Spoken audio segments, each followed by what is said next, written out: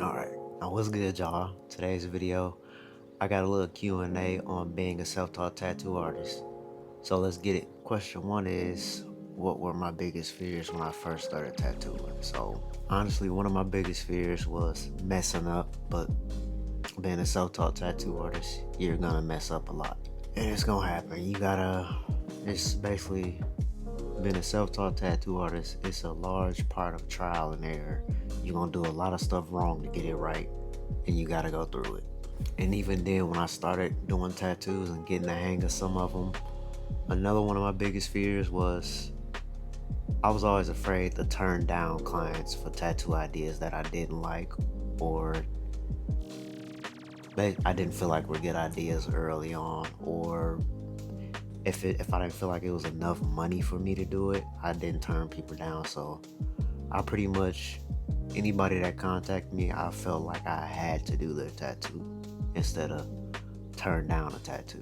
So, and that's something I still dealt with years after, even when I started figuring out tattooing. So turning down work is actually a good thing. It's not a bad thing. If you don't feel like you're good enough to do it, turn it down. If you don't feel like it aligns with what you want to be in the future, turn it down. If it's not a style you see yourself doing long term, turn it down. But early on, I don't regret not turning down a tattoo, because it was obviously a big learning experience too, and showing and kind of teaching me is different ways to do different things, and also experimenting. Because some of that stuff, eventually I hated it at first, but now I love it. So it's kind of like a double-edged sword, but it was a fear of mine, turning down clients that reached out to me and wanted me to do work on them when I didn't like the tattoo. I've probably done it a number of times and hated it, but I still did it again. And that kind of helped me find ways that I might like doing them differently, but that's another fear of mine, afraid to tell someone my honest opinion on what I didn't want to do. And another one of my biggest fears was failing.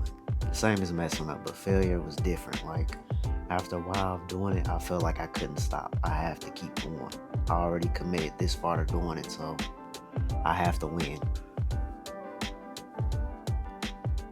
I wish someone would have told me how long it takes to get comfortable doing tattoos, because it takes a very, very, very long time.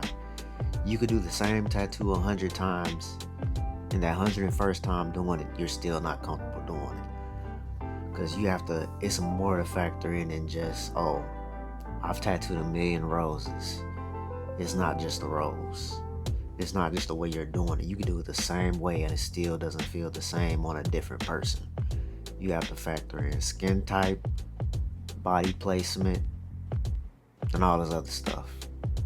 So the same person's skin doesn't react the same way to you pounding ink into their skin. Some people swell up instantly, some people don't. Some people have rougher skin, some people have softer skin. And also the body part. Different body parts take ink differently. So it's constantly a learning cycle when you first start tattooing. And it takes a very long time to get comfortable. You have to tattoo the same thing over and over on different body parts to get used to tattooing it here, tattooing it there, tattooing it here, this big, that big. It's a lot of stuff to get comfortable with doing, and it's gonna be years before you get comfortable tattooing. To this day, I'm not gonna lie, sometimes I'm still uncomfortable doing tattoos I've been doing for years, because you just never know. But I still feel like I do good work. And it really doesn't matter how many videos you watch, how many times you sat down and drew it. It doesn't matter. You will still be uncomfortable. And that's something, I know a lot of tattoo artists probably wouldn't even say that to this day. 10 years into their career, they're probably still uncomfortable doing certain tattoos or tattooing in general. It ain't saying they're afraid of it, but they're probably uncomfortable. It happens. But do you think beginners can do good tattoos with cheap equipment? I ain't gonna lie, years ago I felt like this was impossible. Like, there was no way I was gonna be doing great tattoos with cheap equipment. But being now, with how much I know and how much experience I have, I would say you can do great tattoos with cheap equipment. The equipment does not control you. It's all about your knowledge and how you work and what you know how to do.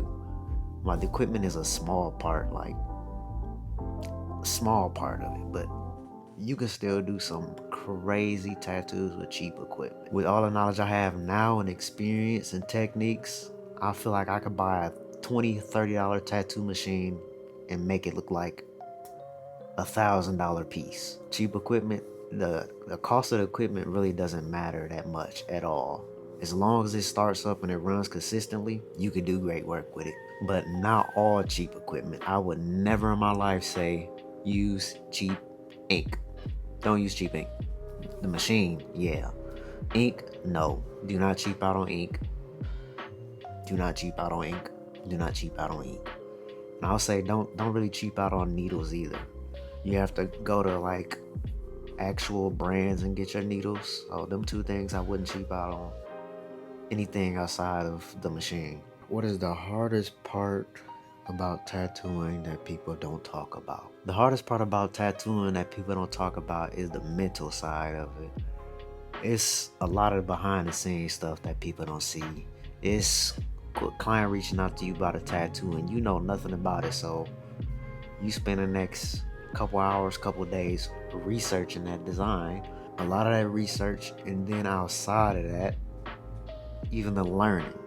Like self-taught tattoo artists, people just feel like I just knew how to tattoo the minute I touched the tattoo machine, when that is far from the truth. I could draw a portrait on paper, but the minute you tell me to do it with a tattoo machine, I can barely draw a stick figure. But yes, the mental part of tattooing is definitely the hardest part. Juggling like different clients, different pieces, keeping yourself in a good mental space. It's a lot mental that goes with tattooing. It's the art of tattooing is only the smallest part. It's the fun part, but that's the smallest part of it. Doing the actual tattoo is so small. Everything else outside of it is taxing. You have some days you don't feel creative at all. You just can't think of no type of good quality designs to come up with. You might be mentally tired. You don't feel like doing it. It's just a lot of mental stuff with tattooing that people don't think about and don't know. And then even tough part, no matter what you're going through mentally with tattooing, you still gotta do dope work. So, what are some mistakes most new tattoo artists make? Some of these I actually did, so, and I hate that I did it. It could be, one of them is rushing too fast into tattooing actual skin. So it's just like some people buy a tattoo kit or a machine and ink and stuff, and literally that same day, next day, they're already trying to tattoo somebody's skin. You haven't even learned one thing about it. You haven't learned how to set the machine up properly, how to do safe and clean tattoos, even though you're doing scratcher level work, which I'm not gonna say I did that. I already knew how to do clean tattoos. I knew about gloves. I've never done a tattoo without gloves. I've never done one without a crappy needle. I bought sterilized needles, all that stuff. So going into it, I already knew how to be safe with tattooing. It's possible and all that. But still, I feel like I started tattooing too fast. But I'm glad I did though. But yeah, that's definitely one of them that a lot of artists make early on in their career. They jump too fast into tattooing. You have to learn about blood-borne pathogens and all that extra stuff, and also know what quality materials to use, like the cheap inks, the Amazon inks that you buy with your kit. Don't you ever use those. No, if you buy like a kit off Amazon, the ink's going to garbage. Just when you're really new in a tattoo, and just take your time. Take your time and really learn. Watch videos, do all this first. Learn about the equipment, the in and outs of the equipment, how to set it up. I mean, the machine's different nowadays, so it's kind of tougher to do that. But if you're learning on your own, you're being a self-taught tattoo artist, learn the clean way of doing everything.